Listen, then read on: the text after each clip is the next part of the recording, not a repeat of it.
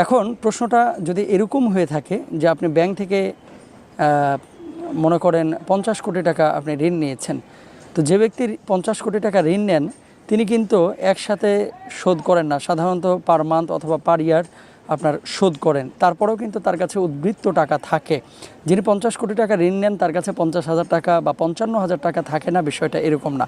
আর আমরা বরাবরই বলি যে 52.5 তোলা রৌপ্য অথবা 7.5 ভরি স্বর্ণ, এটা কিন্তু আপনার বাংলাদেশি টাকায় যদি আপনি কনভার্ট করেন রৌপ্যটাকে, তাহলে মাত্র 55,000 টাকা। 55,000 টাকা যদি কারো কাছে কোরবানির দিনগুলোতে থাকে, তার উপরে কোরবানি আবশ্যক হয়ে যায়।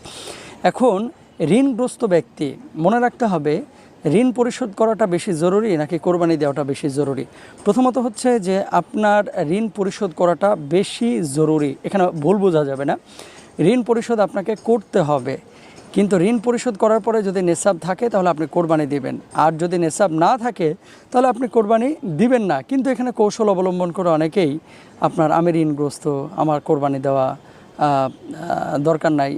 অনেক ইসলামিক স্কলাররা বলে থাকেন যে কোরবানির চাইতেও গুরুত্ব বেশি দেওয়া হয়েছে ঋণ পরিশোধটাকে। মনে রাখতে হবে যে কোরবানি ওয়াজিব, কারো কারো মতে সুন্নাহ, আর ঋণ যেটা আপনার রয়েছে সেটাও কিন্তু আপনার উপরে আবশ্যক।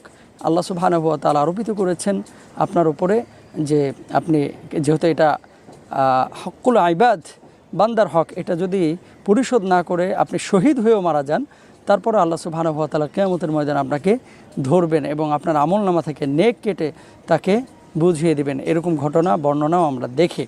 তো এখানে খেয়াল রাখতে হবে যে ঋণগ্রস্ত ব্যক্তি সাধারণত যারা বড় বড় ঋণ নেন তারা দীর্ঘমেয়াদী একটা সময় ক্ষেপণ করেন।